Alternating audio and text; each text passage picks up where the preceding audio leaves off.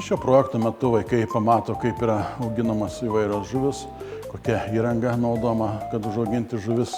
Aišku, vaikai supranta, kad reikia valgyti kuo daugiau žuvies, kuo įvairesnės žuvies. Ir šitas projektas, manau, prisidės prie žuvies suvartojimo skatinimo Lietuvoje.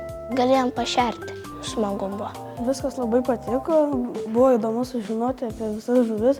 Galvau, bus tik teorija, net negalvau, kad bus galima paliesti pačią žuvį. Man labai patiko, kai sužinojau, kas yra afrikinis šamai.